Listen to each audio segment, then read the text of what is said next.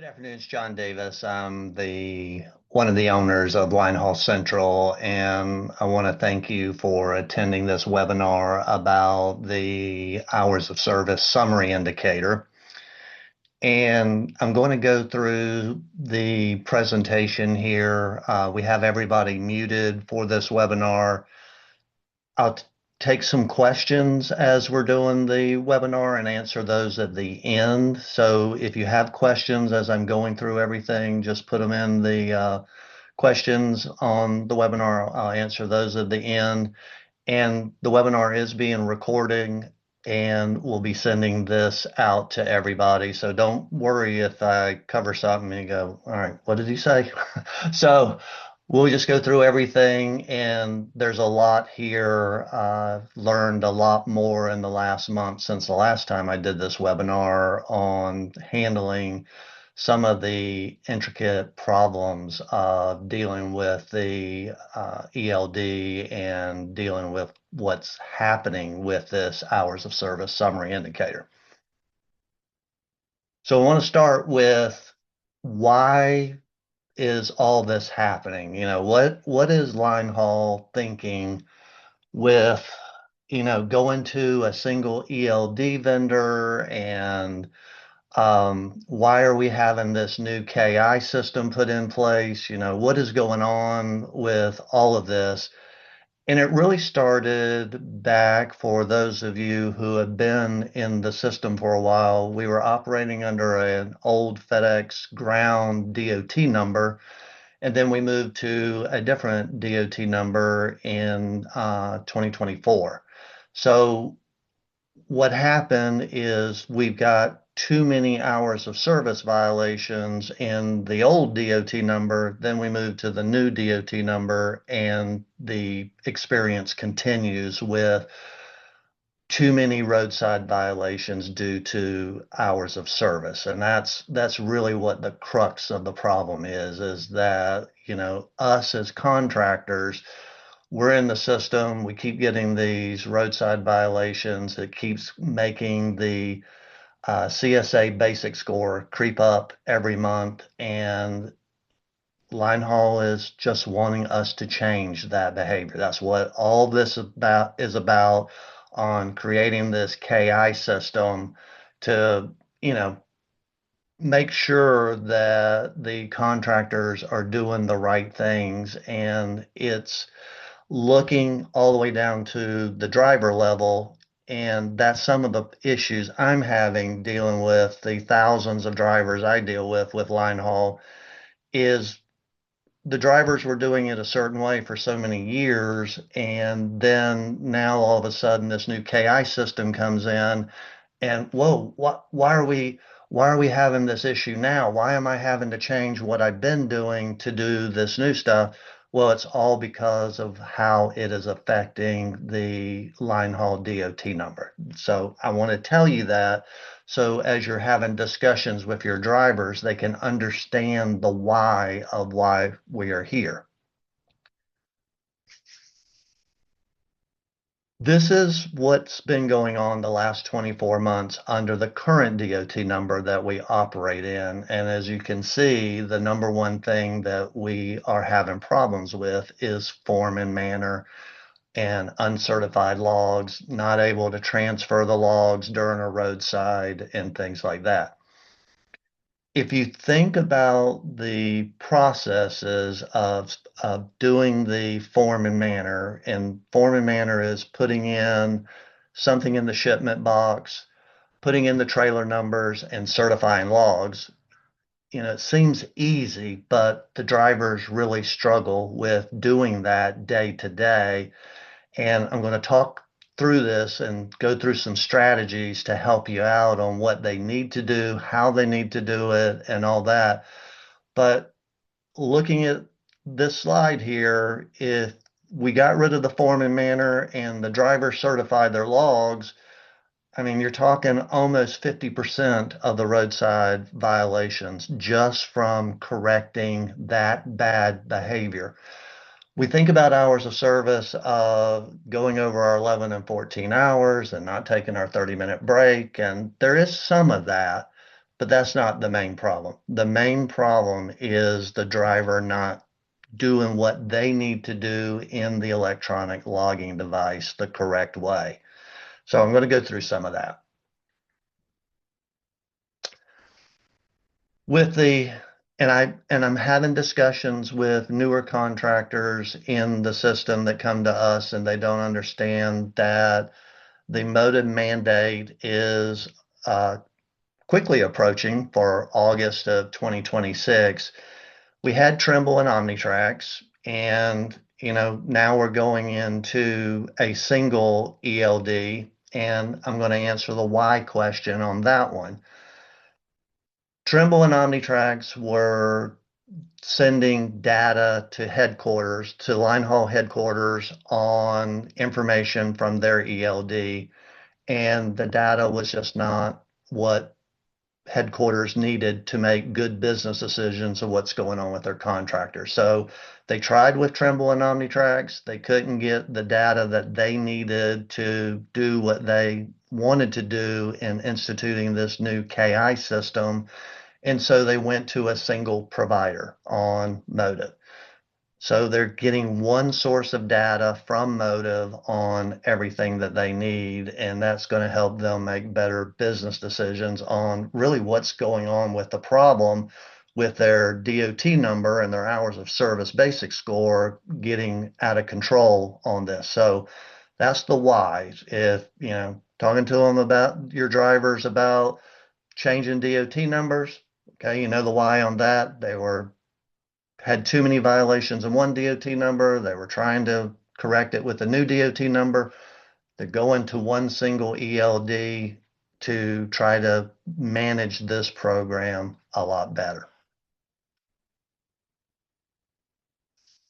Another conversation I'm having with our clients is that if you are currently in Trimble or Omnitrax or both, when you get off this webinar today, you need to contact Trimble or Omnitrax and see where you are on your contract. Think about it. You don't want your contract to auto renew on you for another 3 to 5 year term if it's about to expire in March.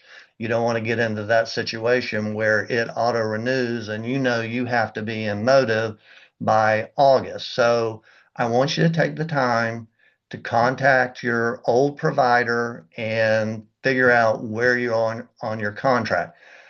The weird thing about some of that is you may have 5 trucks on one term, you may have another 5 trucks on another term, and you may have another 5 trucks on a different term. So talk to them about it and say, hey, I need to talk to you about when my contract expires.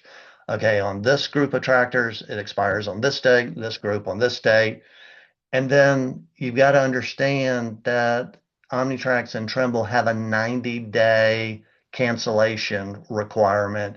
So if you are renewing in March, you're already past the 90 days to let them know that you're canceling the contract. And I'm telling you this so you don't get yourself into a situation where you're stuck in a contract for another 3 to 5 years on your ELD devices that you're no longer using and are no longer allowed to use after August of 2026. So make that call, get it down, get them to send you emails on exactly where you are, and then start your transition over to Motive. And I do have contractors who still have Trimble and or Omnitrax already have moved to Motive, so they're dealing with 3 different systems. Other things I want you to think about when you are transitioning from Trimble and Omnitrax, there are some regulatory compliance issues that we've discovered that you need to be thinking about. Number one is you've got to download 180 days logs from the old system. The regulation requires that we maintain 180 days of logs at all times. So before you dump Trimble and Omnitrax, go into the reporting in both of those and download 180 days logs so you have those.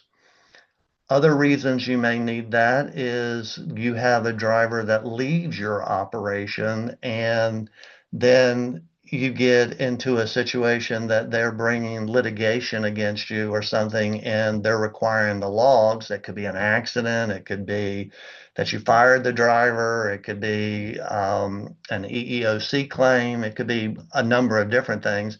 But if you don't capture those logs and you cancel Trimble or Omnitrax and you don't have access to that system anymore, it's going to be difficult for you to get that information. So before you make the transition from one system to the other, download those logs. It's very easy in Trimble. You just go in, select the logs, select your driver, select the date range, go back 6 months. Download the log. It's one PDF. Same thing with Omnitrax. You go in there, download the log, and it makes it super simple to do that. And then put it into a shared drive because I always think about that as, okay, I have a safety person or a BC or something like that that has all this information on their computer. They leave my company, and now I don't have access to what I did all the work on getting all that stuff downloaded. So make sure it's in a shared drive on that and that you have those logs in case you need them.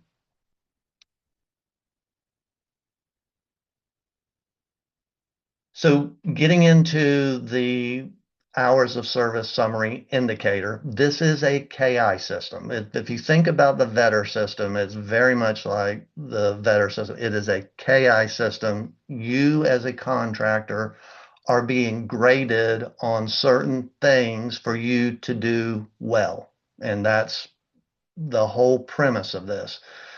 So the categories that they are grading you on is unidentified driving events over 5 miles. You can take the attitude of, I'm only going to clear out unidentified driving events above 5 miles, but it's going to be problematic doing that. I'm encouraging you to clear them all out. That's the highest weighted category is unidentified driving events. And I'm going to go into each one in detail after I get past this slide. Then there's personal conveyance, 120 minutes or more. The last webinar I did, it was a good question. Is that 120 minutes for the contractor for the month, or is it 120 minutes per incident per driver? The correct answer to that is 120 minutes per driver per incident.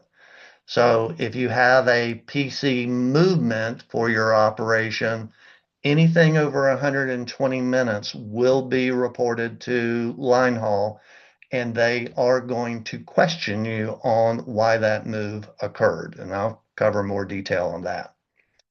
Then there are the hourly violations. Those are the 30-minute breaks, the 11-hour violation, the 14-hour violation, and the 70-hour violation. So you'll get 2 points for those.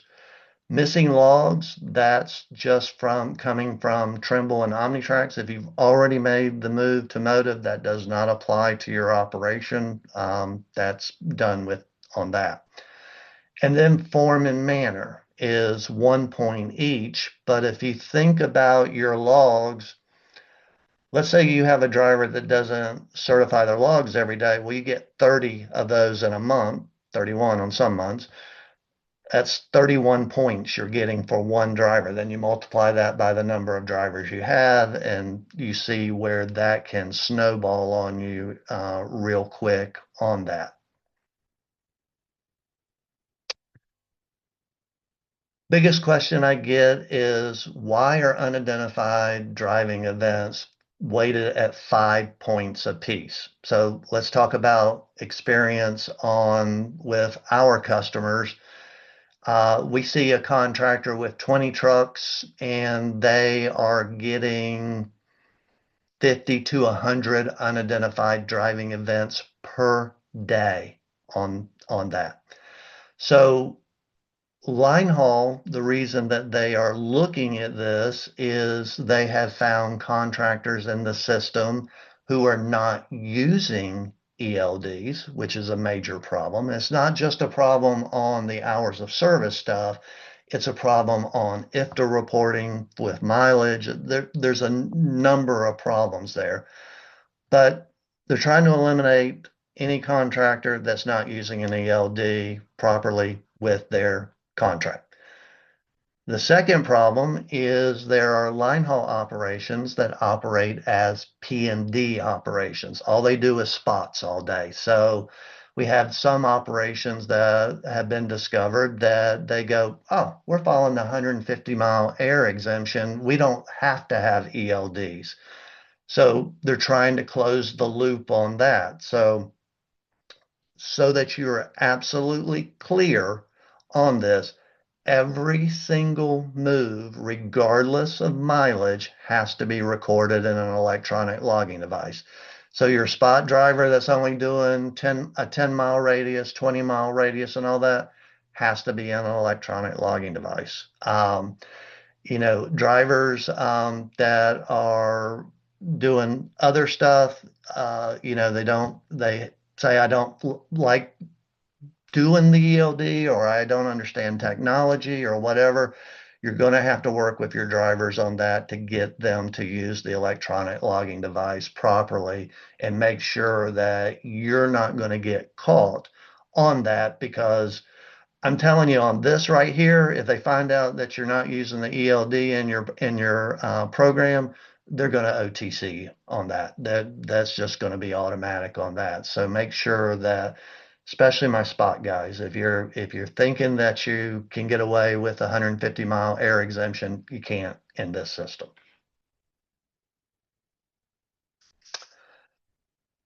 Unidentified driving events are very difficult for us to manage, and we manage thousands of drivers. It's also very difficult for individual contractors to manage. And if you think about it, what Linehaul's looking at in the unidentified driving is drivers who are not using an ELD. And it could be a host of reasons. We get calls from drivers that go, yeah, I couldn't log into the ELD, so I just ran and I didn't use it. Well, that whole time is creating unidentified driving events, which is problematic. Our network, if you think about our overnight drivers, our PM solo drivers, they drive overnight, come home in the morning, and they go home. And then the BC or a mechanic or another driver moves their truck during the middle of the day. Then they have a driveline incident in the middle of their day. And what the actual software of the ELD is doing, it's going, well, John Davis was driving it before and after. I think it's John Davis that moved the vehicle. It'll automatically assign that drive time in certain cases, which makes it problematic to clear the unidentified driving event. So that's a lot of what's causing the hard look at the unidentified driving events. Then there's connectivity issues with the ELD. So if you think about our network, we build terminals and stations on inexpensive land. I've been to a lot of these stations where it's on the outskirts of town and the cellular connection is not that great, or you buy ELD tablets with Verizon, and Verizon's not great in your area, and T-Mobile is better. You got to watch that to make sure that you know your areas, your domiciled areas better than anybody. If you know that, on your personal cell phone, I go with T-Mobile versus Verizon because T-Mobile works better. Well, make sure your tablets are on the same system. There's a reason that you're doing that with your personal cell phone, to make sure that you get your tablets aligned to what works in your area better. And then you will stop a lot of those ELD connectivity issues and things like that. Another problem that I have seen is a contractor is still in Omnitrax or Trimble. They move over to the Motive Vetter system and they do not have the ELD. If you have motive for vetter only, it is creating unidentified driving events automatically in your system. You can go to the compliance and motive and look at that and look at unidentified driving. It's capturing that unidentified driving from the vetter camera and it's creating all those events.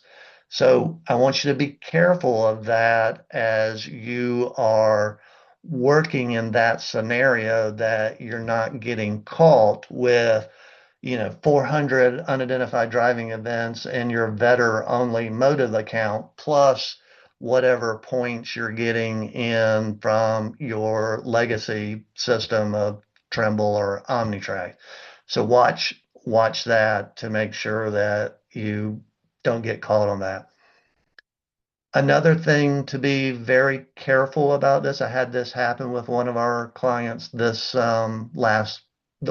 week, is they transitioned from OmniTracks in January into Motive, and they went 2 or 3 days in OmniTracks where they transitioned a lot of their tractors over to Motive, but the OmniTracks was still live and still in the truck. And what was going on is they were waiting for their mechanic to get the OmniTracks gateway out of the tractor.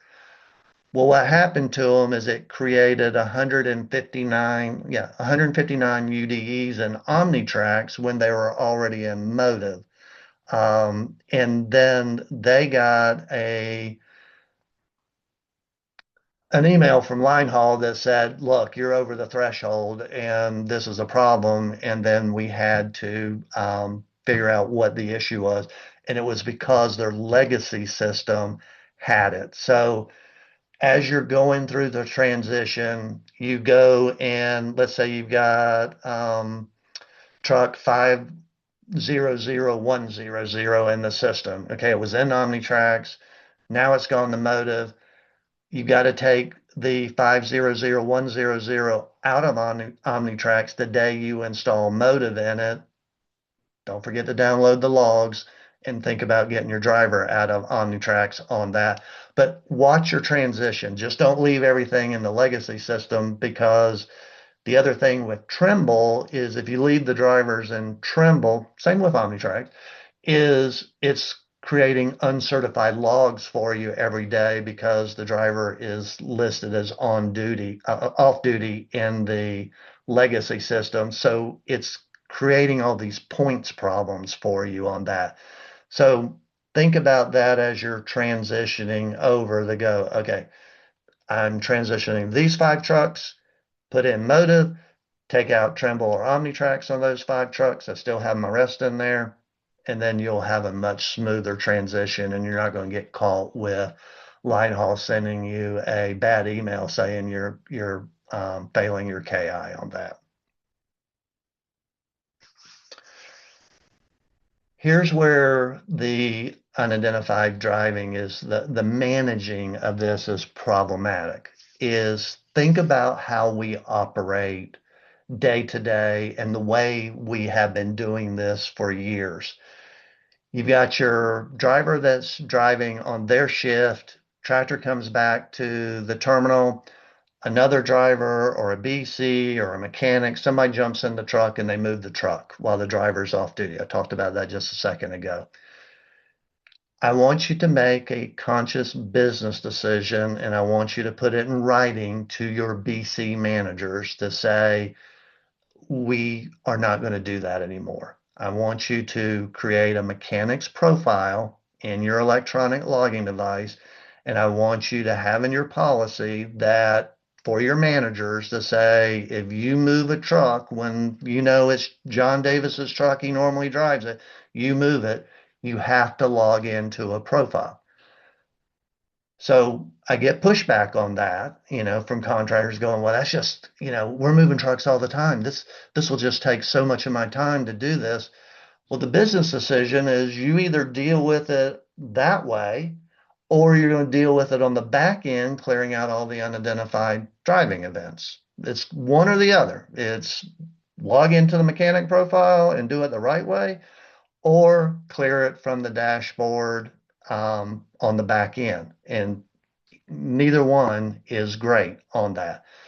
So problems in motive we're already seeing is if you don't use the mechanic profile and then that driver gets a BC moves the tractor, somehow it gets on the driver's time. Either the driver didn't log out of the ELD or whatever, and that 5 minute move during the driver's break is attributed to that driver, and motive a lot of times will not let you change that. You'll get a message that comes up that says, this driver doesn't have a co-driver, and you can't really assign it to another driver.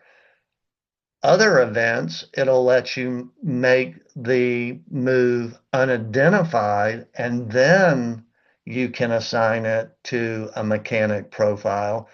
But you see the workflow difference on that is if you just do a mechanic profile in the beginning and don't have all this on the back, then you're not spending literally hours trying to clean it up on the backside. So really think about that when you are talking to your managers. You got to get the buy-in from the managers. I'm seeing that when I have meetings with our managers that they're pushing back just as hard on the drivers. Well, we have never done that this way, or we've never done this way, or whatever. You've got to get the buy-in from the managers to say, I know we didn't do it this way for many years, but we're going to do it this way going forward, and doing that.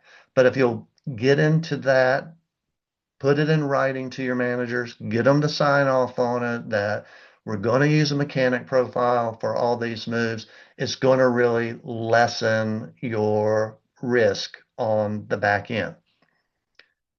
I get this question a lot too about roadside inspections. Unidentified driving events do not lead to roadside violations by themselves. So if you have unidentified driving events that are there from, yesterday that you didn't clear out and your driver gets stopped, it's not necessarily a violation.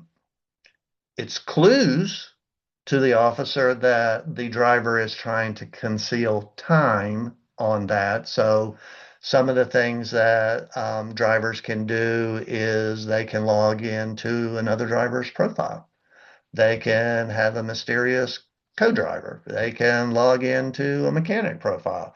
Those are things that are clues that can get it. Where a violation happens on unidentified driving is when you assign an unidentified driving event to the driver and they neither accept it or reject it. So that's the other nightmare to unidentified driving. And you're going to need to have a written policy with your drivers that says, if I assign unidentified driving to you, you need to accept or reject it in real time, not 3 days from now, in real time to handle that. I want you to be very careful with that, and I want you to put that in your policy also, is drivers have a tendency to just, when they see a message pop up on their ELD, they just X out of it, X out of it, X out of it. Well, what happens is you're handling the unidentified driving events on your dashboard. Okay, I know that needs to go to John Davis. I need to know that goes to Bill Smith, and that needs to go to Mary Jones and things like that. If you assign those, the driver needs to accept or reject it in real time. If they keep rejecting it, then all it does is it goes in a vicious circle right back to you as unidentified driving. So I want you to understand how the reporting works on unidentified driving into Linehaul, into headquarters. So the policy states that you either have to assign the unidentified driving event or you have to annotate it. Okay, you do that. You get your dashboard and you assign all your unidentified driving today and all that. Well, there's another report that headquarters is getting, and it's called Unidentified Driving Assigned but Not Accepted. So when you're going through your dashboard for unidentified driving, okay, you go down, there's a list of 50 of them there. You're clearing them all out. You assign what you can, you annotate what you can't assign, you get it all cleared out. Then you got to run the report the next day on assigned and where your driver has not done anything. Because what's going to happen is those will snowball on you throughout the month, and you're still going to be counted against the unidentified driving because your driver did not accept or reject the unidentified driving event. You can see this is a nightmare. It's an absolute nightmare. Is you've got to be on this every day. I tell my customers, your ELD dashboard is like a toddler. If you turn your back on that thing, it's going to get in trouble. And that's exactly what happens in this. If you don't deal with this in real time to get this stuff assigned or annotated correctly, then, and your driver's accepting it, you're going to get a bunch of points and it's going to negatively affect you. There are consequences of this I want to talk about in this webinar, and they're pretty serious consequences up to contract loss. So you've got to get a handle on this one thing on your UDEs where your team has got to be in there every day. You've got to clear your dashboard. You've got to assign it or annotate the unidentified. Your driver's got to accept it or reject it. If they reject it, you need to know why. They just can't reject it because they want to reject it. They got to accept or reject it on that. Then you got to be careful on if you assign drive time to your driver and does it cause them to go in violation? That's a real problem on that. You go, well, I know it's John Davis. If I sign it to him, then I'm going to be dealing with a 11 or 14-hour rule violation, and then that's going to be problematic on the system. So it's a delicate dance on all of that to make sure that you handle it properly. I know that was a lot. And this is what I get the most questions on, and it's the most difficult thing is working on this in real time, getting this piece of the puzzle. Remember, it is the highest points where it really can affect your contract is not handling these unidentified driving events properly. Before I leave this slide, there is one more thing. In Motive ELD, or if you're still in Trimble and OmniTrax, there are certain events that the ELD will not let you assign the unidentified driving on.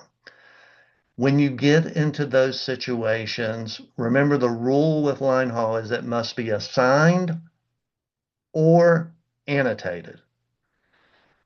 So what you want to do on that is the ELD usually throws up an error message. So copy the error message. And so like when we come across that for our customers, we'll say Motive will not assign.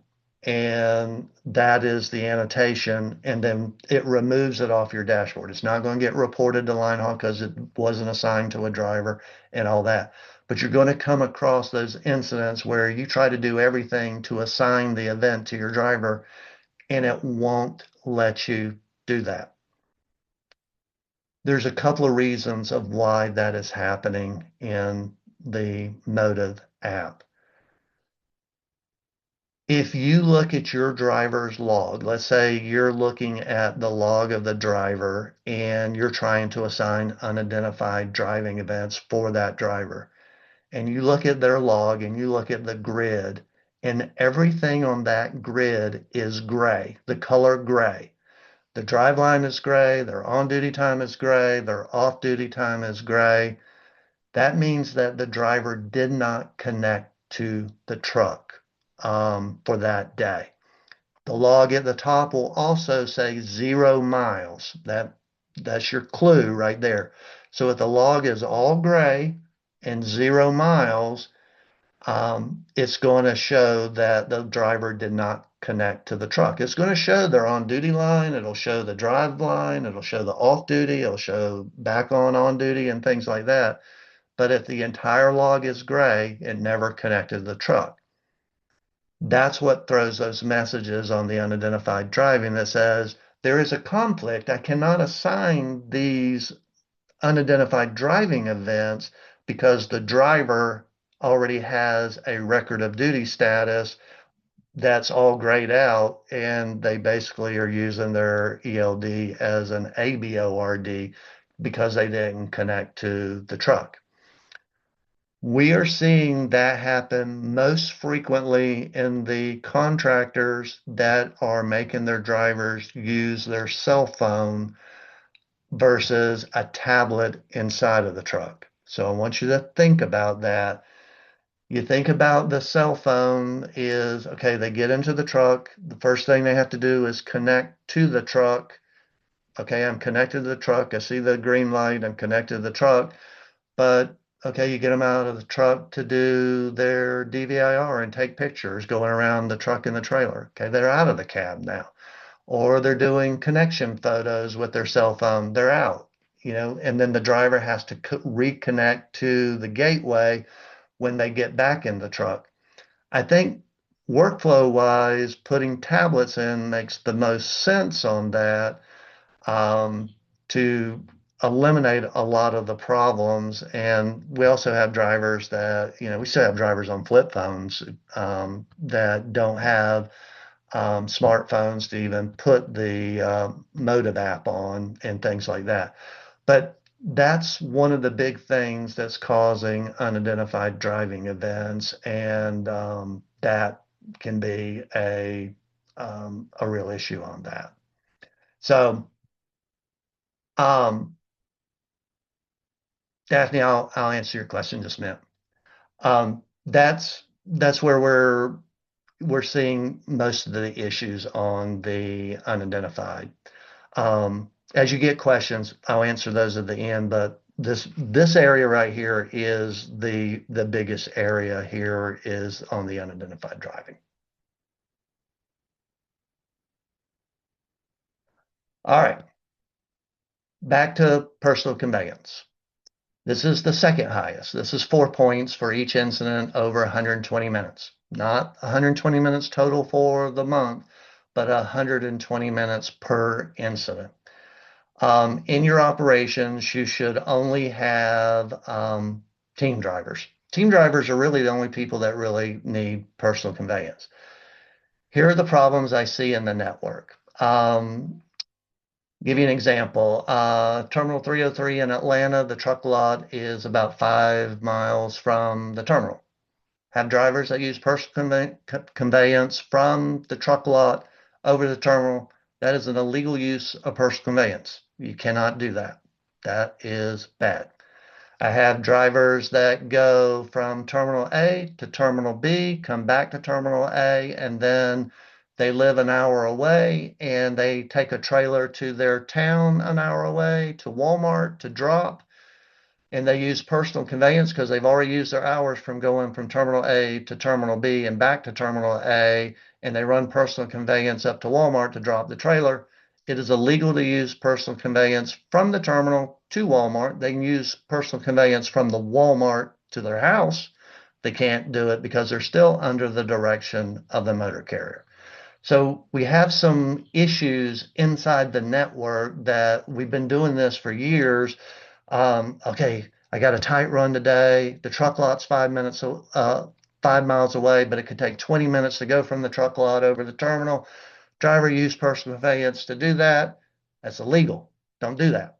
You cannot do that. You're going to have to work it to where your drivers do not put themselves in personal conveyance. So that's the first problem. And if you have drivers that are solo drivers or spot drivers, turn off personal conveyance inside of their driver profile, inside the ELD, so it's not even an option for them. There's no reason for them to do it. If you do get into a situation that they need personal conveyance, then you can turn it on for them and all that. We have drivers that live in Orlando, Florida, team drivers that live in Orlando, Florida, and drive to 299 in Savannah to report to work in Savannah, to drive from Savannah to Rialto and back to Savannah. It is legal to use personal conveyance from Orlando to Savannah and Savannah to Orlando to report to duty. That is a legal use, not illegal, legal use of personal conveyance. So if you get in those situations where you got your team or a solo driver or something that is reporting to work, I do have some contractors that their drivers park their trucks at their home. They can use personal conveyance from their home to the terminal. They're reporting to work. They can use it from the terminal back to home on that. Where my team drivers get in trouble is when they're out on the road and they don't annotate their log properly. This is what causes falsification of log issues is they put PC in and they don't put in the reason why.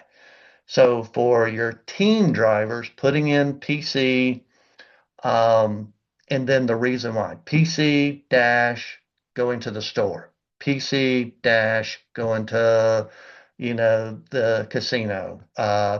Whatever they need to do on personal, because when the officer looks at that, then they're going to be able to match it up to the breadcrumb in the ELD to see where they went. Okay, this makes sense.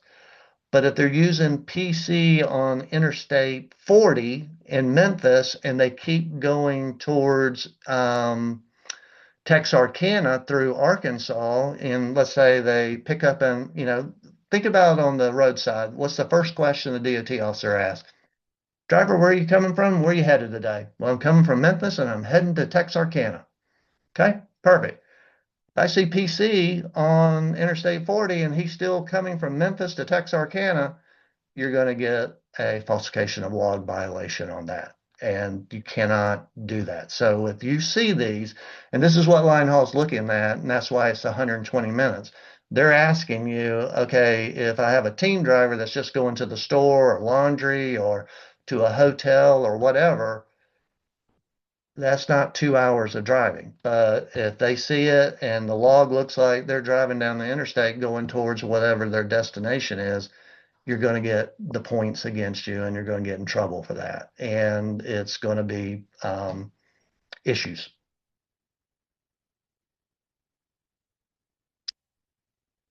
All right. So hourly violations. The number one violation, and we have thousands of drivers and that we manage, and 30-minute break is the number one violation. And I'm going to go through some of those. So you get the solo drivers going from terminal A to B, and they get to B and they got to drop trailers and pick up trailers. They generally go on yard moves. So if you think about the workflow on this is they get to the gate, and some terminals just have a gate and some terminals have a guard or things like that. But what you want to teach your drivers is when you get to the gate, you're going to move to yard move. Okay, I'm at the gate. Then they got to look at either their phone or their watch to see what time it is. This is where the problem happens. Right here is on the workflow. So when you're teaching your drivers and talking about the workflow, you just don't say, hey, when you go in the yard move, make sure you watch your time. You're getting to the gate. I want you to physically and mentally think about going into yard move. Okay, yard move is 12:30 a.m. All right, I cannot be back on the drive line until 1 a.m. You really want them at 1:05 a.m. So you want them to visually think about that in yard move. So it is legal to take your 30-minute break in yard move. I get that question asked a lot. So it's legal to do that. That's not an issue. The problem with being in yard move is the truck is moving and it doesn't necessarily have the countdown clock on the ELD to show them what their 30 minutes. That's why I'm telling you this workflow. So they get to the gate, go in a yard move. I know it's 12:30 a.m. I can't be on the drive line until 1:05 because I'm going to go 35 minutes, not 30 minutes. So when they get back to the gate or they're approaching the gate, that's when they're looking at their clock and go, oh, it's only 12:55. I got to wait a couple more minutes. That's one scenario. The second scenario is on bumps. You got one driver that goes to the bump and they're on time. The other driver that's coming from the opposite direction, they're late. They don't, their trailer's not ready. Whatever the issue is, they're late. And what happens is the one that is late is in a hurry. So your on-time driver has already arrived at the location and most likely already disconnected from the set, waiting on the other driver. Then they get there and then they do a quick switch, and your guy that comes in that is running late, he doesn't sit there for 30 minutes and then he gets the 30-minute violation. So that's an issue on that. Another scenario that comes up on bumps, and it's not really a 30-minute break, but I want you to think about this, is if you are constantly having a late driver from the other end, you can use sleeper berth if your driver is in a sleeper equipped tractor. So a common scenario that happens is the driver's on the bump and they're there for 3 hours. So for sleeper berth, you have to be there in sleeper berth a minimum of 2 hours to make sleeper berth work. So I'm throwing this tip out to you is if you have a bump that's consistently late, and a lot of times that doesn't have anything to do with drivers, just the trailers are not ready on the other end or whatever. But if you consistently have that, consider using sleeper berth to extend the driver's clock so they don't get jammed up on the way back because the other driver is late on that. So it's a little trick you can do to extend their clock to get them to that. Now they have to choose sleeper berth on the back end. So if they're using the 2 to 3 hours on the front end, because of the delay at the bump, then when they get back, they go into sleeper berth. The ELD connects the two, pairs it on sleeper berth, and then the log is fine on that. But I'm coming across that more and more on bumps that is a problem on that. Finally, the last problem on 30-minute breaks. I get drivers that run routes that they 90% of the time make under 8 hours. A classic example is I had a driver that ran from Memphis to Little Rock. So he runs from Memphis over to Little Rock, drops his trailer, picks up a trailer, gets back to Memphis. 95% of the time, he makes it under 8 hours. No 30-minute break needed because he makes it. The other 5%, he doesn't make it. Weather, traffic, things like that. And what was going on is when he got to Little Rock, he only needed to take another 4 to 5 minutes to get his 30-minute break in Little Rock. So I had to train the driver, go, you don't know when you're going to get into traffic and things like that. That's going to cause you to have that 30-minute break problem. So if you get into situations where your runs are under 8 hours and the driver keeps having 30-minute breaks, I want you to use that strategy to talk to your driver, say, I know you make it most days, but I need you to take your full 30 minutes when you hit Little Rock in this example, so you can eliminate that problem. Your over-the-road drivers, get them to take their 30-minute break during the 4 to 6 hour mark. Here is a common practice, and it's a very dangerous practice. The ELD is counting down on that 8 hours and it starts turning yellow or orange or whatever that says, hey, driver, you're about to go into violation on your 30-minute break. And the driver goes, oh, man, pulls over into the emergency lane to park and take their 30-minute break. That is a dangerous thing to do. We do not want our drivers taking their 30-minute break in the emergency lane. The reason being is in our network, we have had two very bad fatality accidents where a four-wheeler rear ends the truck in the emergency lane because they were inattentive. Driver wasn't at fault. He's in the emergency lane, had everything out, but there's still a horrible accident on that. When you are looking at your better cameras and things like that, and you see drivers parked in the emergency lane, I want you to stop that practice. That is not where they need to park. I know they can't park in a lot of truck stops. It's not a viable option for them. There's not a whole lot of rest areas. The best place I can tell you for them to park is to go on down an off ramp and go up on an on ramp and take it there.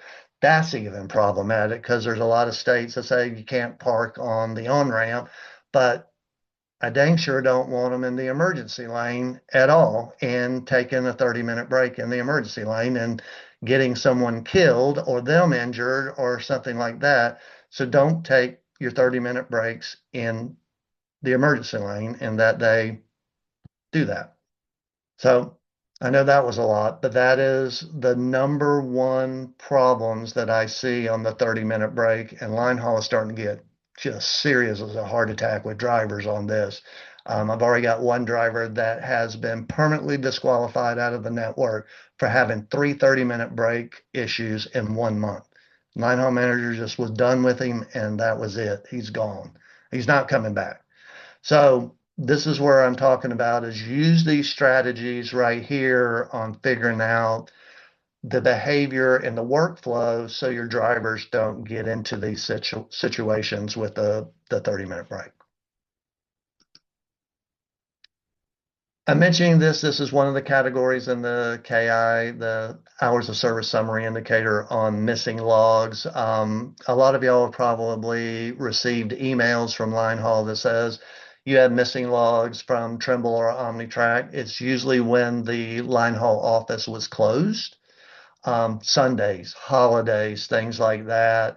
That's what generated those missing logs. So when our contractors would send us an email says, "Hey, we got a bunch of missing logs," and that it was usually on a holiday.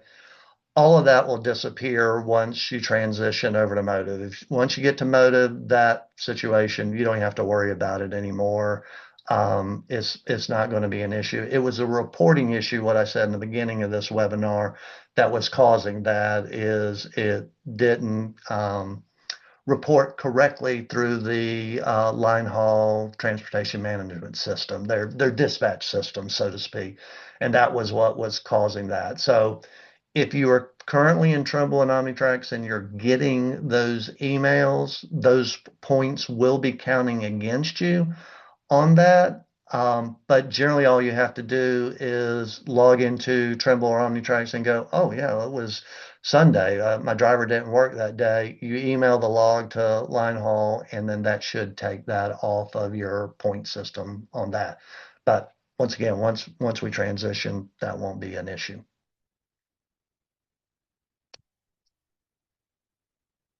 Unidentified driving, obviously my biggest headache. Form and manner is my second biggest headache. And this is it. This is right here is I get pushback from managers. I get pushback from drivers. I get pushback from drivers that think they're DOT officers and things like that. Um, in the shipment block in the ELD, you have to put FedEx parcels just like I have it on the screen. Not FedEx, not FedEx parcels, not you just get your drivers to put it in exactly like this. This is what we need to do. Remember, the number one violation that FedEx has is the form and manner. That's going up close to 30 to 40% of their violations is because we can't do this screen right here, this one right here. So if the trailer has a package in it, your driver is going to put in FedEx parcels. If it is a empty trailer, they're going to write out the word empty. So if you go on MBG or something like that, you'll see on there that they have the letters M and T and B and T, the letters MT for empty and BT for bobtail. And I used to teach that. I used to teach all my drivers, oh, just put MT or BT in there. Well, guess what? we started getting roadside violations about 2 months ago in the Northeast for drivers not putting in the word empty or bobtail.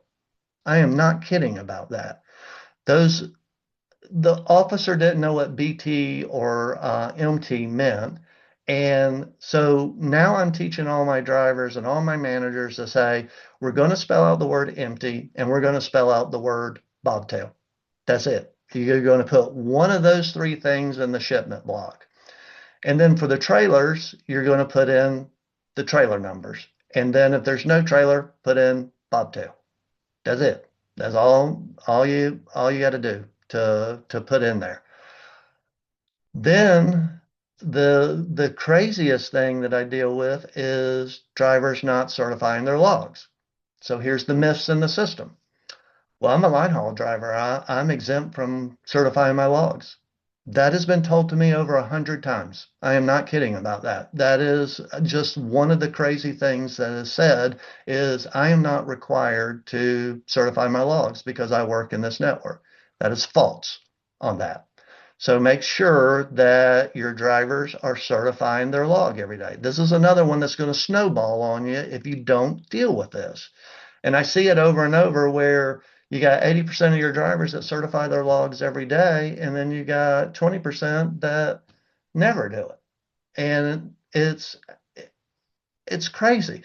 So doing this right here is not that hard. Putting in the right things for the shipment block, putting the right things in the trailer block, and certifying your logs. It's that simple.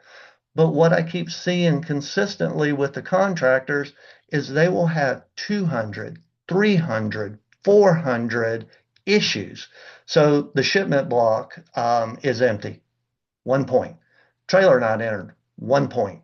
Log not certified, 1 point. That's 3 points for every log. Multiply that by the number of your drivers, multiply that by the number of days of the month, and you're in a world of hurt, in a hurry on this.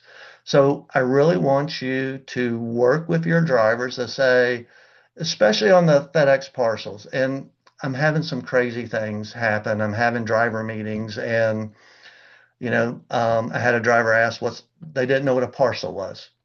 Explain to them what a parcel is.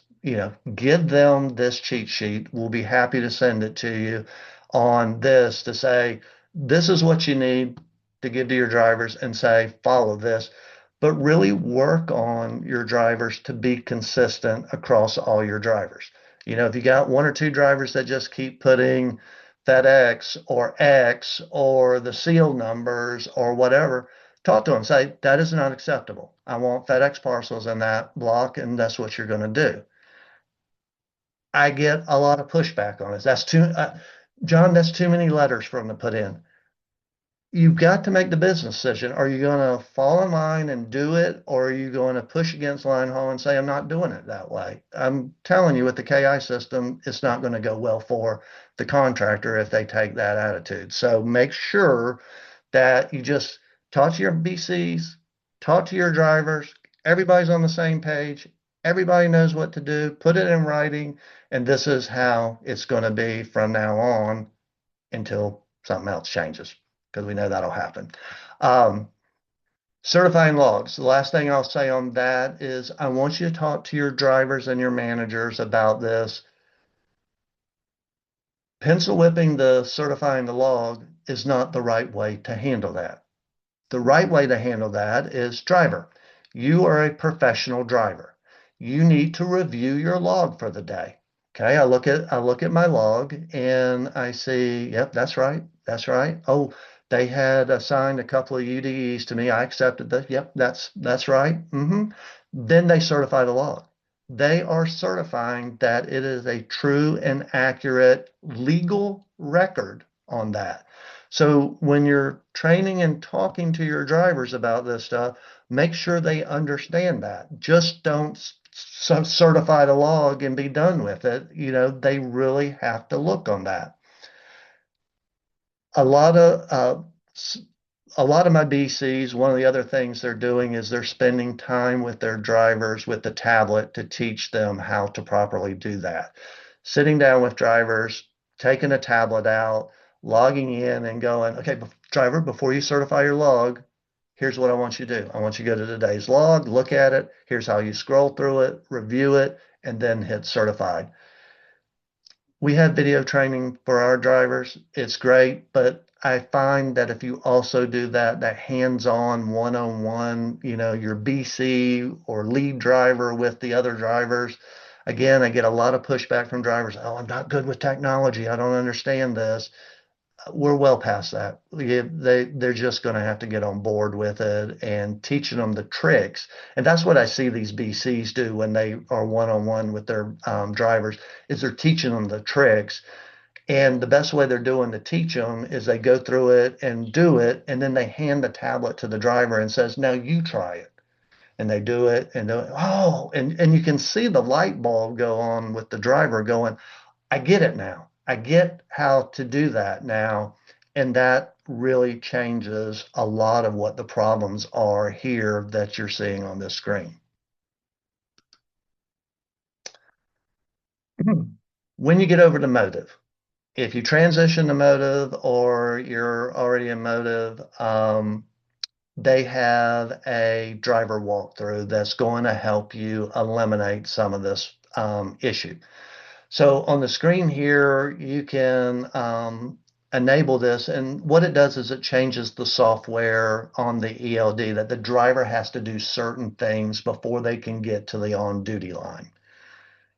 We've done this for our customers, and it can be ouchy because it's a different workflow, but if you're having trouble with drivers doing the right things, then it's really going to help you on this. So on this example here, you set up the walkthrough. This is exactly the way it looks in Motive. The first thing you do is, and that step's not in here, is connect to the truck. Okay. All right. Got to connect to the truck. The second thing is to sign any logs that are not signed. So where are problems with that in our network? You've got a part-time driver that only drives for you 1 day a week. Well, he has 5, 6 uncertified logs before he gets to your day. And if he just went and drove that day, then he's driving on 5 to 6 uncertified logs on that. So you got that problem over there on that situation, or, a driver just doesn't certify their logs and then they get pulled over. And then you start getting hours of service violations for uncertified logs. So the driver walkthrough forces them to certify any pending logs. Then on the form and manner, if you have not transferred over to Motive yet, there is a learning curve on where to put the trailers in and where to put the shipments in.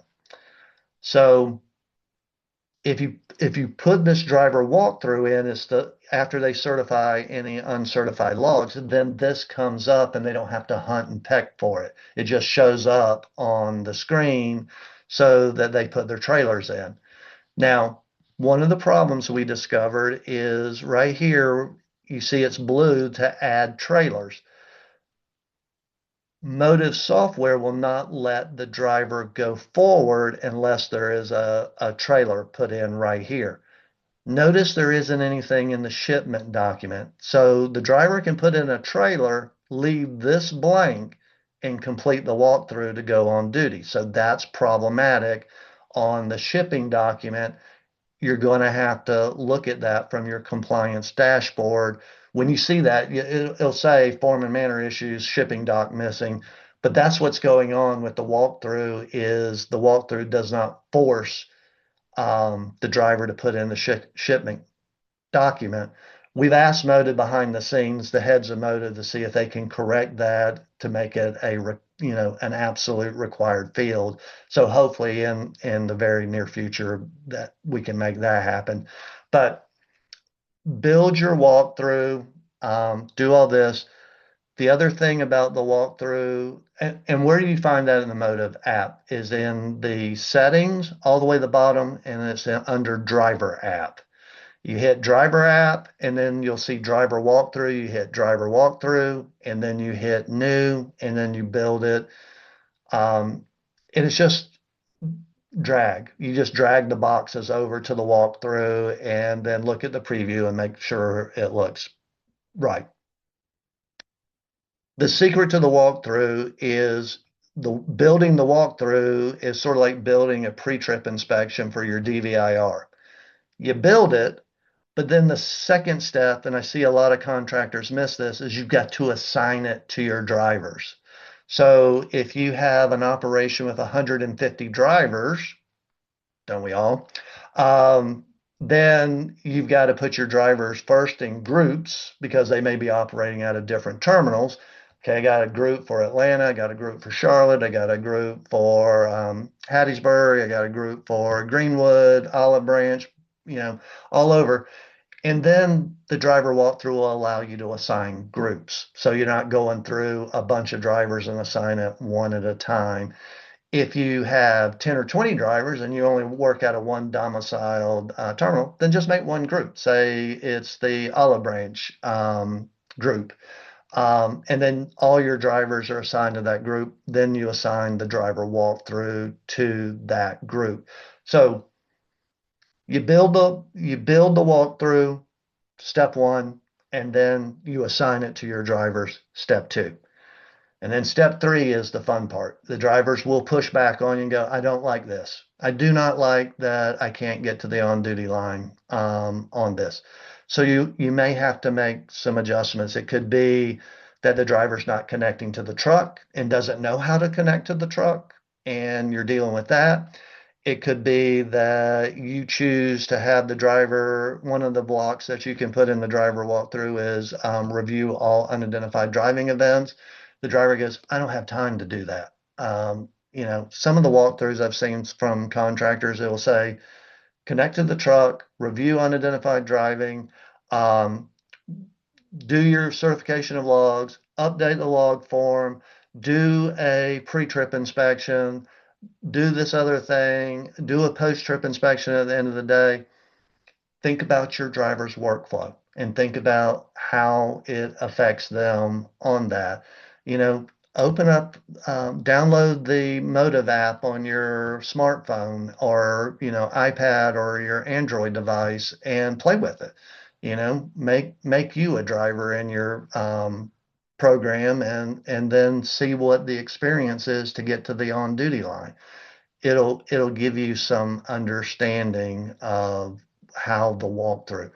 I think the walkthrough is a very valuable tool so you don't get those points for the form and manner issues. I really think that's going to help you, but it is a process of going through all that. Let's talk about documents in the trucks. And we're talking about using the ELD and things like that and using the driver walkthrough. But again, the whole reason that all the contractors are being subjected to an hours of service summary indicator KI system is because the number of roadside violations under the hours of service basic score keeps going up. A lot of the problems we had is with transferring logs and not having the right documents in the truck. So with your tractor binder, I want in your tractor binder, if you're using, let's just say you're using a 3-ring notebook that has the plastic slide on the front of the notebook, and then you have the plastic sleeves inside the notebook. So in that notebook, you've got to have certain things. You've got to have your registration, you got to have an annual inspection, you got to have your lease agreement, you got to have your insurance card, your IFTA, your permits, all of that. But then you got to have the ELD manual. And so having that in there is one thing, but you also need the DOT transfer instructions, which is inside the ELD manual. Set your driver up for success. I want you to take the DOT transfer instructions out of the ELD manual, and I want you, it's usually 2 pages. I want you to do those front and back. I want you to go to a office store and I want you to laminate the DOT instructions and put it in the door or the front cover of your notebook.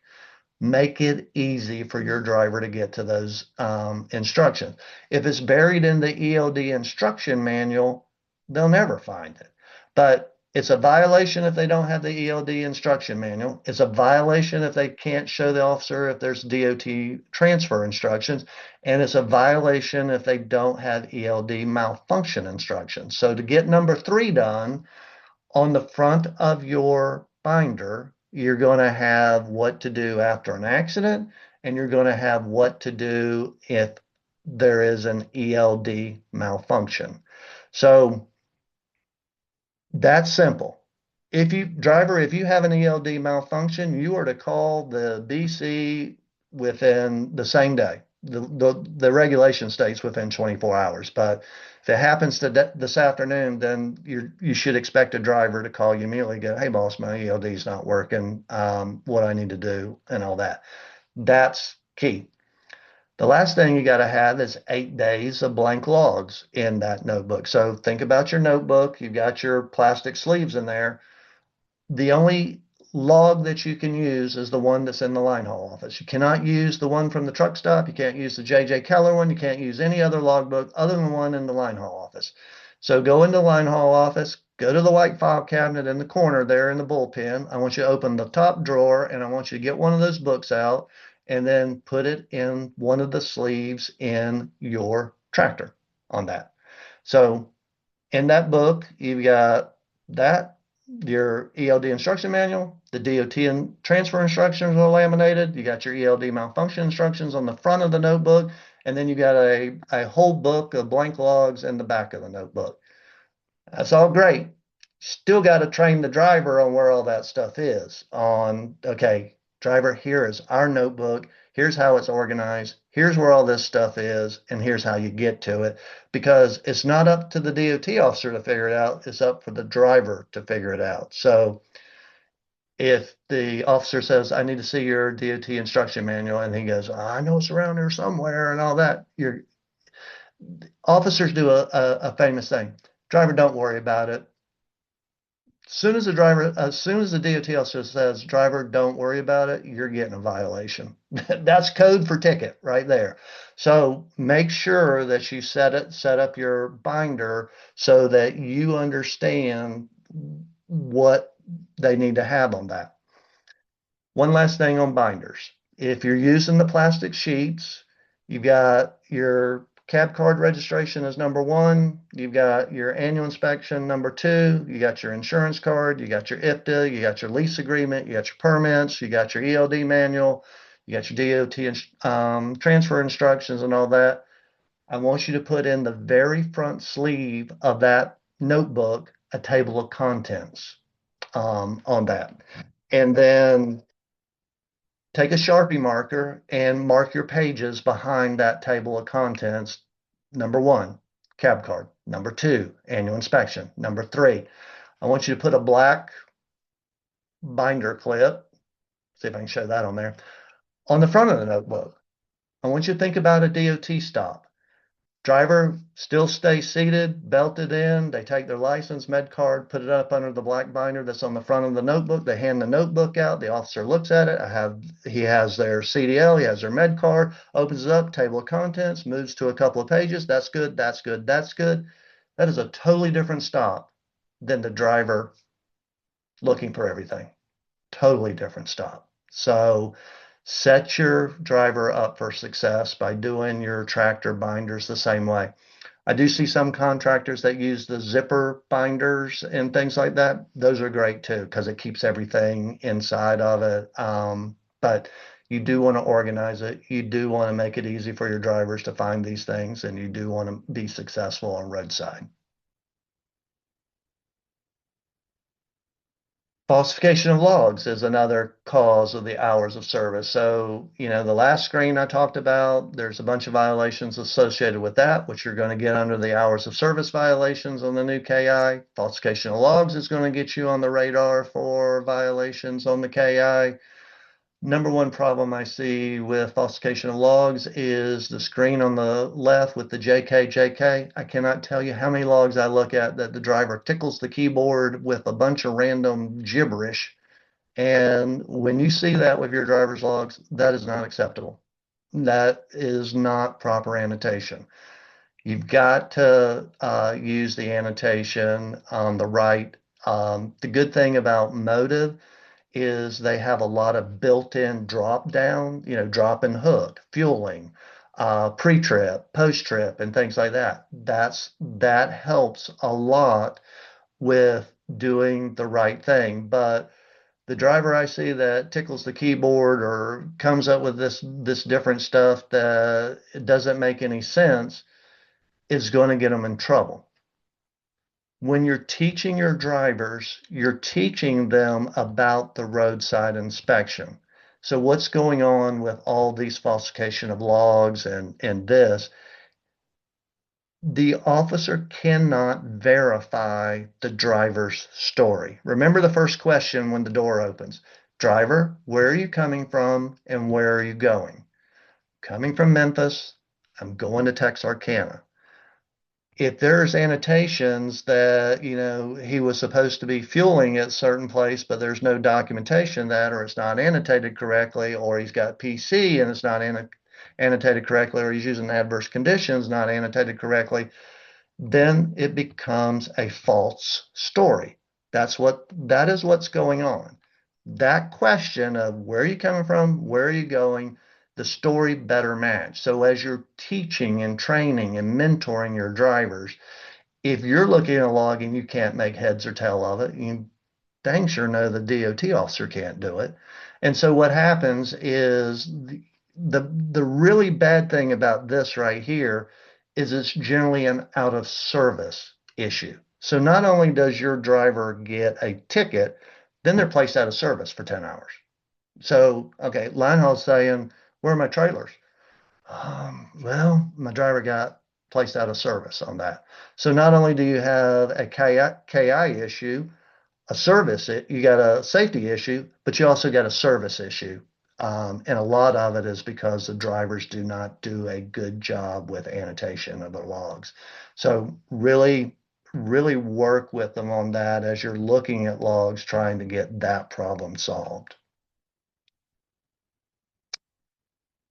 This is one of the things that I've been talking to a lot of contractors that we handle that is really changing how things work.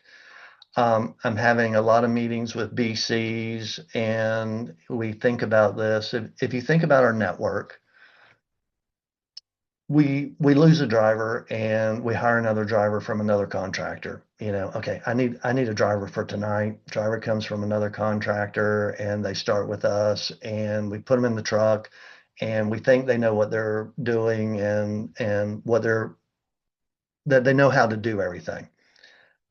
I really want you to work with your managers to do this right here is set up a mock DOT stop. And I have a checklist for anybody that wants it that will walk through a BC on how to do this. So the way I do this is when I do this, I put the driver in the driver's seat, have them put the seatbelt on, and close the door. And I open the door. Hey, driver, where are you coming from and where are you going to today? And they'll make up something. They sort of have a laugh there and all that. But then I'll start with the ELD. Driver, show me how to unmount the ELD. So that's the first thing they have to do. It's a violation. If they can't hand the ELD tablet to the officer, that's a violation. So if they don't know how to get it off the RAM mount, that's a problem. The second problem is that the cable is not long enough to go to the DOT officer. So if you got that going on, you gotta get across those two hurdles. So driver, unmount the ELD and hand it to me. Show me how to log into the ELD. Show me how to get to the DOT transfer instruction. So in Motive, it's going to the little hamburger, the 3 lines at the top, going to transfer. Going through all of that, explaining to drivers the difference between a web code and an email address. Why is that important? Because they have to click a radial button in the ELD to put one or the other in. So if they click email and put a web code in, it won't transfer. If they go to web code and put an email in, it won't transfer either. So you've got to teach them what the web code versus an email. So a web code is a series of letters and numbers that goes directly to the officer, and an email is their business email that's going to go to them. So when you're training them on this, you want to say, all right, here's the difference between a web code and an email. Show me on the tablet, how do you get to that? You do this, put it in, transfer the log. You also have to train them that it's not the DOT's officer's responsibility to know how your ELD tablet works. It just doesn't work that way. The regulation states that the driver has to understand how to transfer the logs and how the ELD works. So making sure that they understand that process and do all that. Okay, you've gone through the tablet. Next thing, go through the notebook. Driver, show me where the registration is. Show me where the annual inspection is. Show me where the permits are. Show me where the ELD manual is. Show me where the DOT instructions are. Yada, yada, yada, yada. I always have a discussion with new drivers about the Vetter camera. Driver, I'm going to let you know, if you do anything to that camera right there, I'm terminating you. I just want to let you know that that is a no-go with my operation, that if you mess with that camera, we're going to have issues. Second thing about that camera, if that camera falls off that windshield for any reason, you are to call me immediately so I can deal with that. That helps eliminate a whole host of issues that I could go on another webinar on that. But these are the type of discussions you want to have with the driver so there is no misunderstanding. Having discussions about the visor. I fight with the better providers about, obstructed camera because of the visor. If the driver's putting it down on a bright sunny day, I had this discussion yesterday with an AO where his driver is driving east on Interstate 10 in Houston at 7 o'clock in the morning. He has to use the visor. Okay. I need to fight that. That's not the driver trying to cover his camera up. That's a situation that he's using as a safety device, and that's what we would put back to the better vendor on that. But the driver that has it completely over the camera in the middle of the night, yeah, that's not going to fly. That's not going to be a problem. So, okay, cover the ELD, cover the truck binder, cover the camera, wearing the seatbelt. Driver, you have to wear the seatbelt in this operation, even on the yard. And I want to be clear on that. It is on the yard. Get them out of the truck. Walk to the bunk. Driver, here's where the fire extinguisher is. And that is one of the most common violations that we get under the FedEx DOT number is fire extinguishers. So the fire extinguisher is either even at the bottom of the driver's seat or it's in the bunk. It has to be secure, meaning that the metal securement has to be around with the buckle down. A lot of times I see the buckle up, and that's a violation. The fire extinguisher needs to be clean. The fire extinguisher needs to be charged. It should not be obstructed. Don't have a bunch of stuff on top of it, all that. Check the bunk. I've got that taken care of. I've got the triangles in there. I know where those are. We're good to go. And then go into your pre-trip and putting the trailers together and all that. If you will get into that habit of doing that mock DOT stop with your drivers, your operation will drastically change on how things are doing it.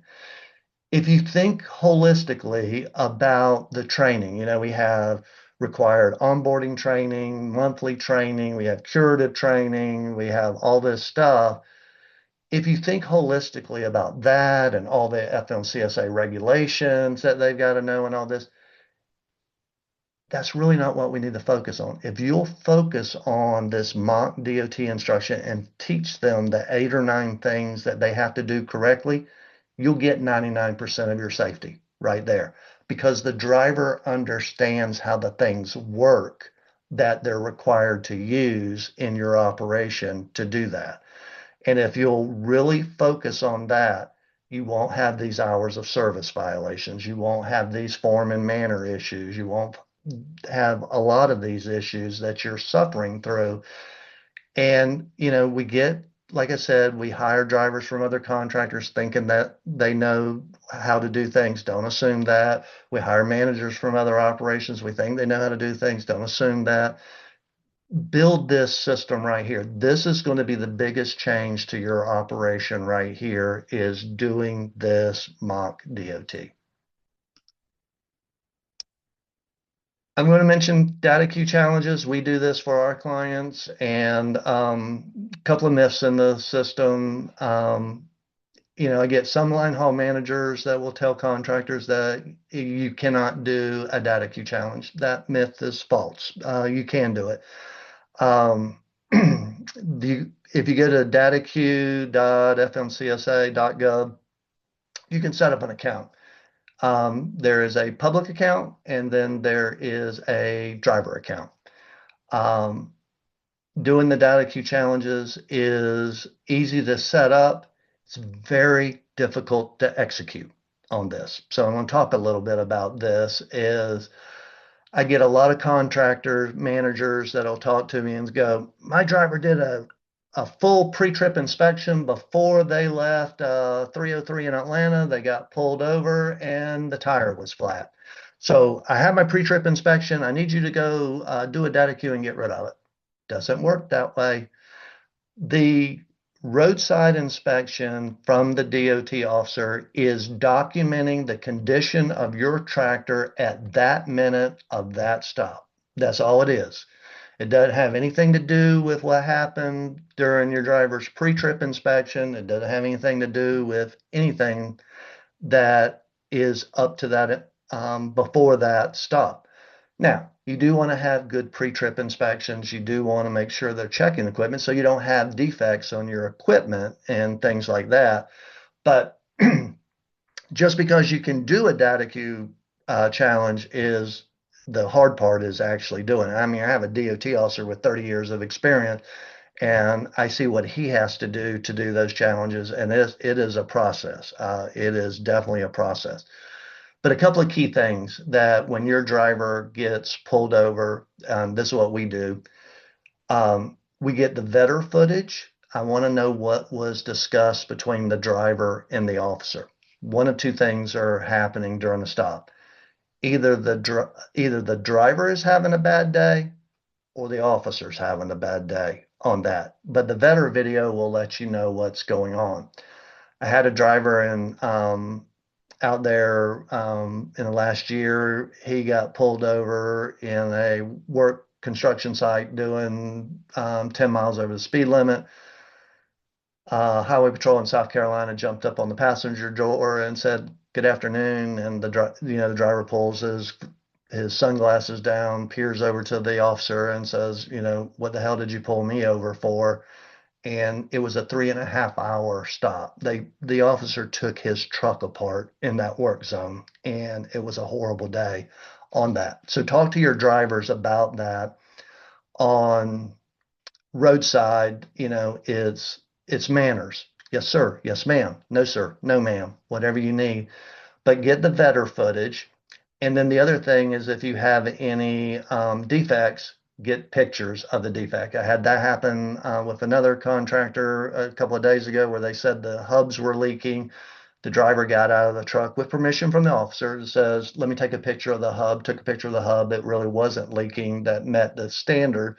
So we feel like we have a good chance to data queue that and get it challenged because there's a material difference on what the officer saw, what our picture is showing, and things like that. So those are two key things to get is that better video because if your driver was being a real jerk on the side of the road, you ain't winning that challenge at all. But if everything was going good and maybe there was a misunderstanding or something like that, then you'll be able to you'll be more successful on that. But do that. Last thing before I leave this screen here is I have a lot of drivers that do this, and I really want you to talk to your drivers. I want you to put that in the written policies for your company is drivers stay out of restricted truck lanes. And, third lane violations, there's no reason for them to be in that lane. A lot of times the drivers are trying to pass another vehicle. They're in a governed truck and they don't, it takes them 3 to 4 or 5 minutes to get around somebody. They get caught in that. Well, here's where the problem is. They get the third lane violation that starts the process.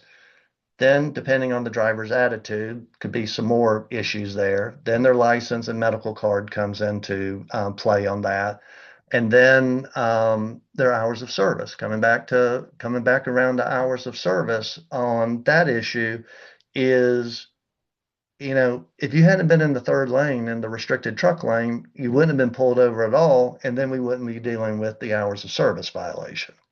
So keep that in mind as you're talking to your drivers to stay out of those restricted lanes. All right. I know I've covered a lot, but now we're getting to the nuts and bolts on the report card of this.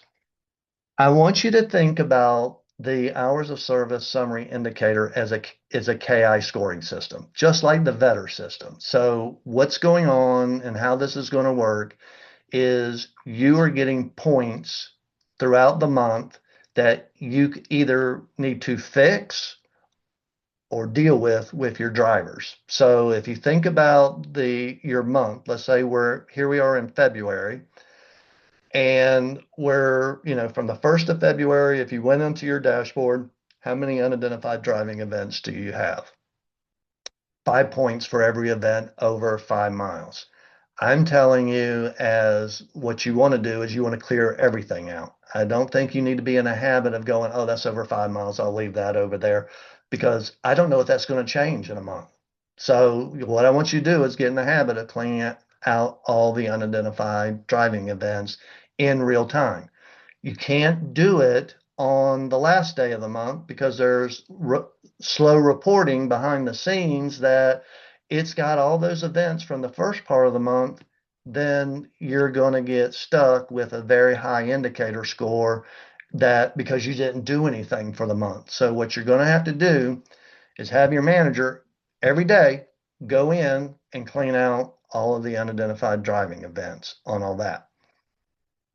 Then you're going to run a personal conveyance report, and you're going to have them see anything that's over 120 minutes. If it's under that, let's say you have a driver that has 20 PC movements, and let's say they're not a team driver, 20 PC movements in a month.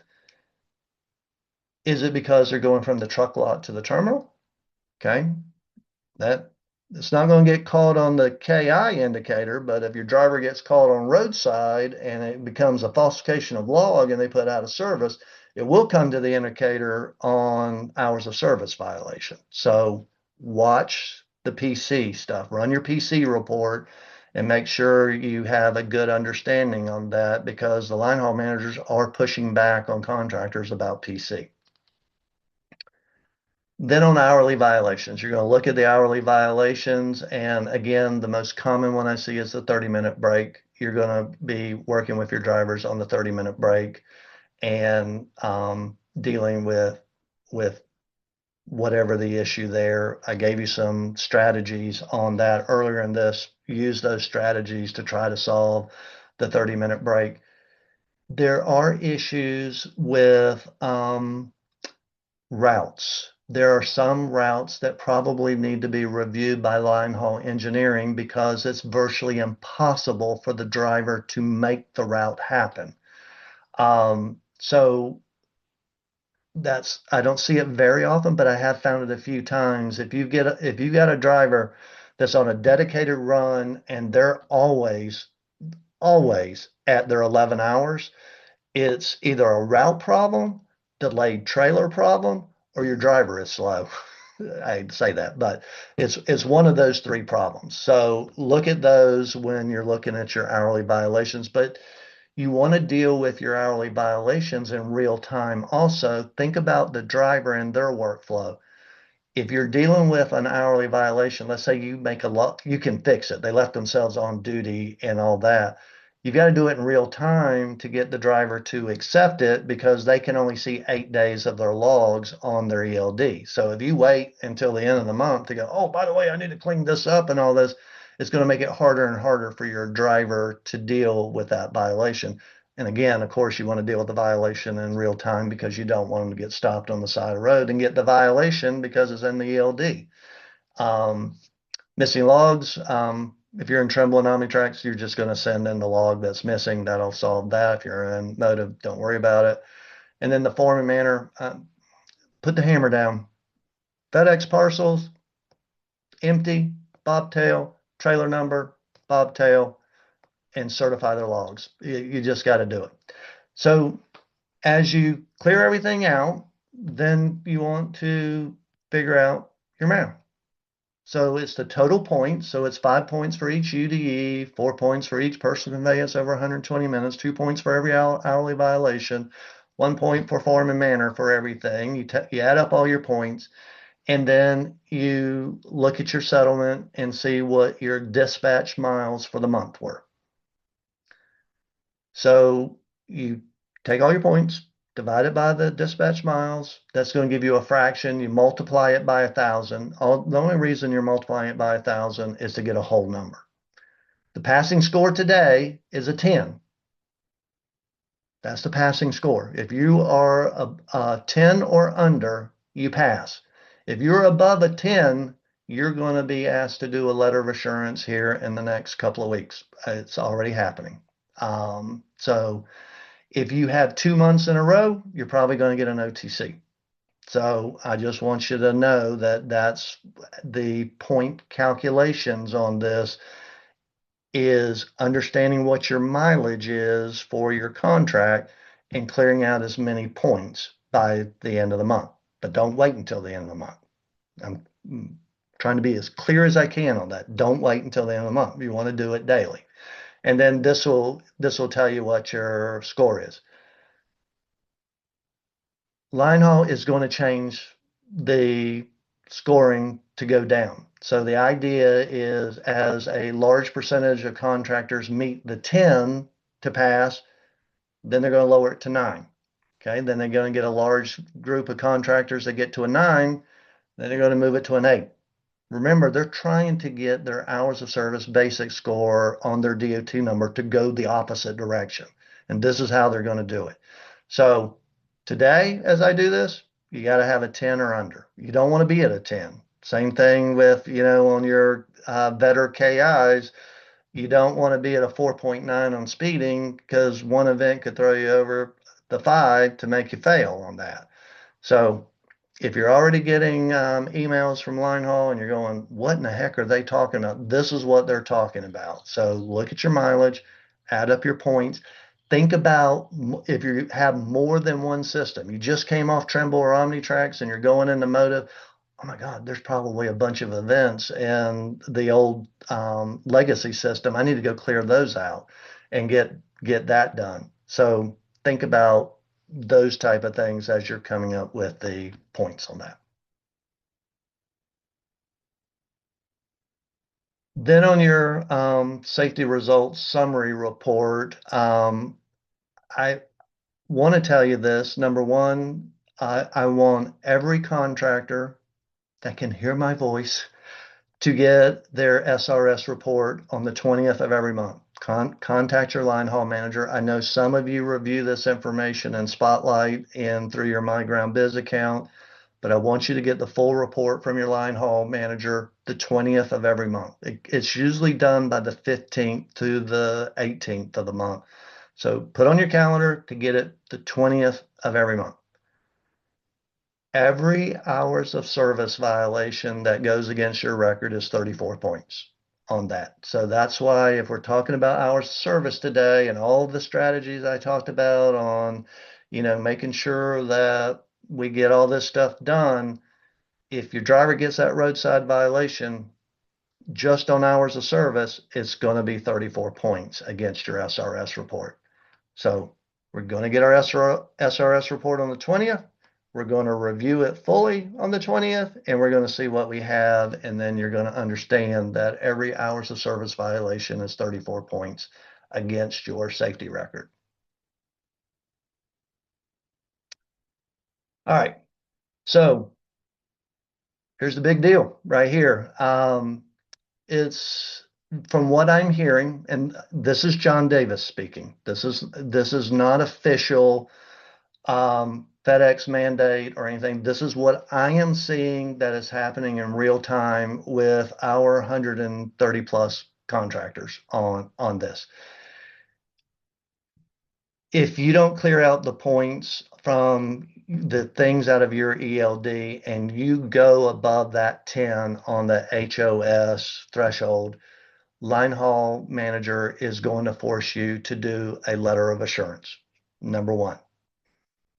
If it goes 2 months in a row that you can't fix your ELD problems, then there's going to be a OTC issued on that. That's the reality of what I'm seeing that's going on. They are not messing around on this. I'm seeing it in real time, and I'm seeing some pretty harsh language coming to contractors saying they're the worst in, the region, there's this and that. A lot of it is innocent mistakes. A lot of it is they have a lot of points in a legacy system they didn't know they had. We have contractors that don't look at their hours of service stuff when they come to us, and they get in there and they go, "Oh my God, I haven't looked at that stuff in months," and it's just piled up on them. The time has come. They're knocking on your door. They're going to start contacting you about this stuff. You're going to get an email that has an image on it that will show your line items of where you are on your points.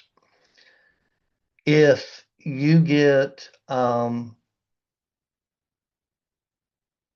points that don't make sense. Okay, so let's say Linehaul sends you that email and says, okay, you're above the threshold, you're at a 20 instead of a 10, and you look at your dashboard and go, no, that doesn't make sense. I don't have nearly that many points.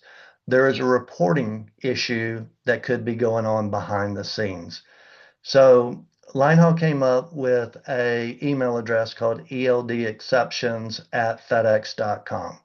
So if you get in that situation where Linehaul sends you an email and you got a nasty gram that you're failing your KI and you're looking at your dashboard and it doesn't make sense to you, then you take the image from Linehaul, you make a screenshot from your dashboard showing the difference, and I want you to send that to eldexceptions@fedex.com with a statement on something's wrong here.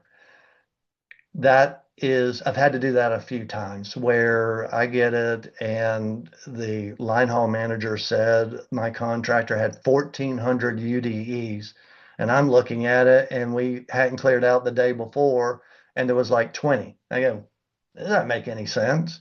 And it was a legacy reporting from the Trimble account that they had that reported over. Another question I've had, and I'm glad I remembered this. If you have a driver that leaves your operation, let's say you have a driver that keeps having a 30-minute brake problem, or they don't certify their logs or whatever, and you terminate the driver on the 15th of the month, if you take the driver out of the ELD and make them inactive, because you don't ever really delete a driver fully out of the ELD, if you make the driver inactive, the reporting of the driver's problems for the first 15 days of the month will still report to Linehaul. I want you to know that. So just deleting the driver out, okay, wow, that driver was a problem. I'm getting rid of that driver. I'm making them inactive in the system. That driver's 15-day history will report to Linehaul. So be thinking about that before you fire your driver. Is if he has a couple of hours of service violations that you need him to accept edits on or whatever, get that done and then get the driver. Drivers leave all the time, so there's some of that you're not going to be able to control. But I had that question asked in the last couple of days, and I got the answer back from them that they will count any information in your ELD systems, regardless how many you have, for the month that we're in. So we're always operating in that 1 month um, window there.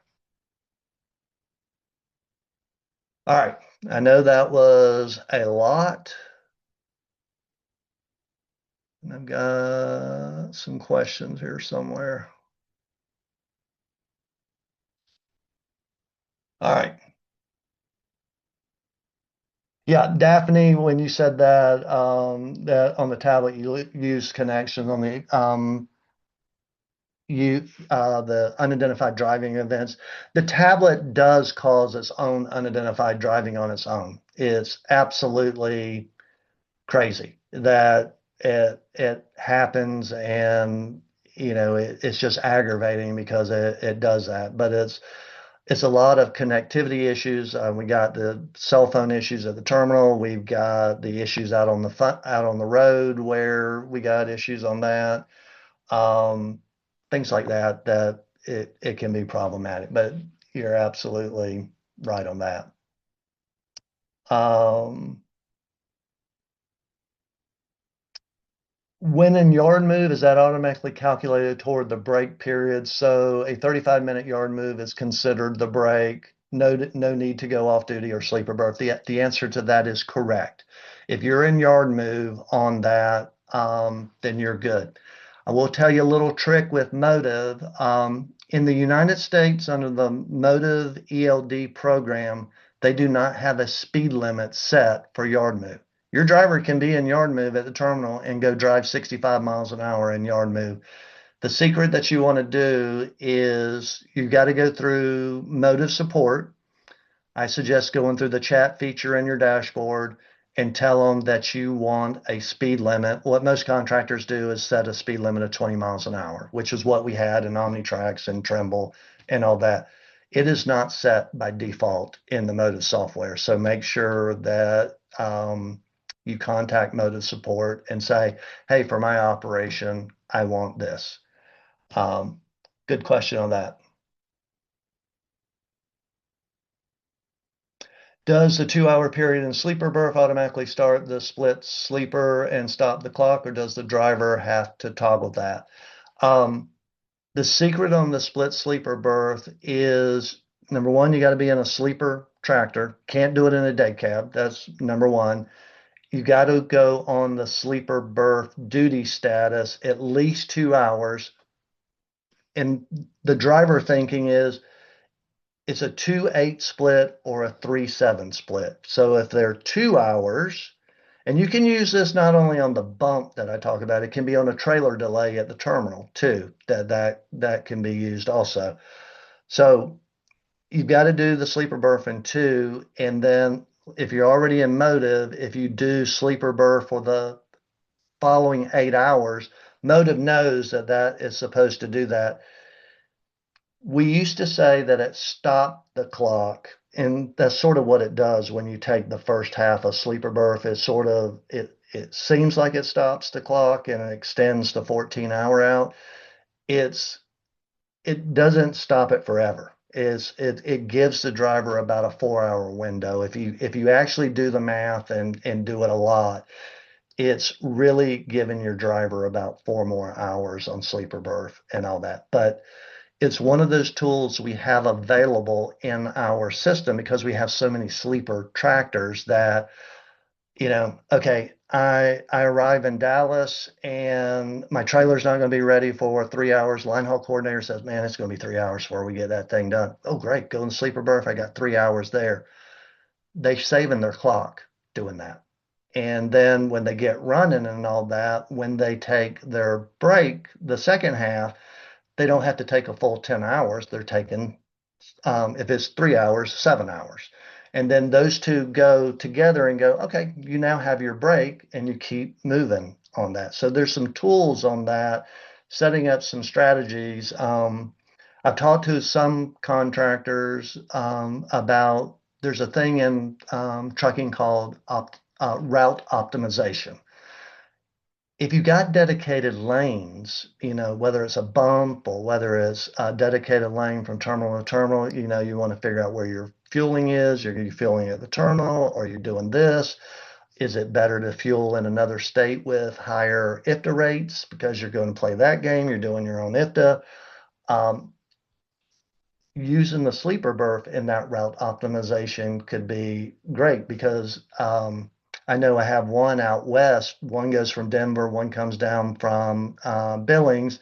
One guy's always on time, the other guy's always late. It's just because the trailers are always late on the other side because of the way it works. So building that optimization and going, I know you're always going to be stuck on the bump, go in a sleeper berth, provide that driver with a sleeper tractor instead of a day cab if you can, and then you can really optimize some of these routes on that. That's a good question, though. Yes, I'll send the checklist out.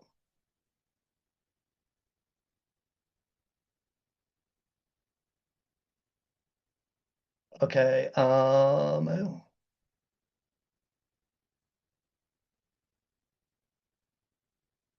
Send requests, enable automatic change to driving from yard move at premier support at gomotive.com. Thank you for that. That's helpful on that. A couple of questions here. Can a driver do PC from customer to, let's say, Walmart and sit for a few hours and then PC back to customer? And two, well, let me answer that question first. If I'm understanding, okay, I take a trailer to Walmart and I'm assuming that the other trailer, we're dropping one and we're picking one up. If Walmart says this trailer is not going to be ready for a couple of hours or 3 hours or whatever, and the driver wants to go, drive over and park and have lunch or dinner or go hang out or whatever, as long as it's a personal reason, I don't see a problem with that. Um, it's, if you're getting jammed up on that because you're waiting on a trailer, that may be a good strategy on that. Two, if the driver breaks down, can a BC PC over to the driver with another truck and let the driver swap that truck with the broken down one while the BC waits for a tow service? This happens frequently. This happens frequently. The legal answer is no on that. So what you can do is they call it rescuing the driver. I had this situation happen with one of my accounts about 2 weeks ago. Driver got caught on the side of the road. They were waiting on FleetNet for 4 hours. Driver ran out of hours. I asked the BC and I said, do you have someone that can go rescue the driver? Another person to go rescue the driver. They did not have someone that could go rescue the driver. Driver was not in anywhere that he could go get a hotel or anything like that. And so the driver drove back and in violation. The discussion with the manager on that is, sure, we could have put PC in there. She wanted to know if we could use adverse conditions. And I said, that's not the proper use of adverse conditions. You're going to get in situations like that to where running in violation over hours is what they call a nominal violation versus going into PC and falsifying the log, and then that's called a major violation.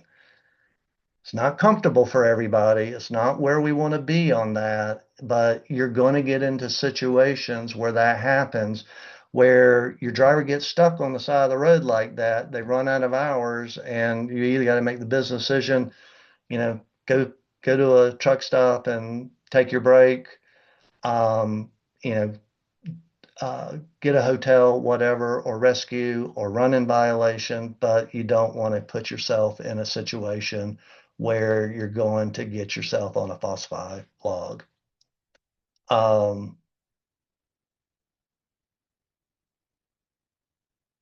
Think that think that answers the questions there. Wait a minute. He's asking, what about a situation where the driver can finish the run? Yeah, that's what I'm talking about. If the driver can finish the run, again, even if the driver is running in violation, that's the safer thing to do to annotate the log running in violation for a mechanical breakdown than to falsify the log saying I'm running in PC and and doing that.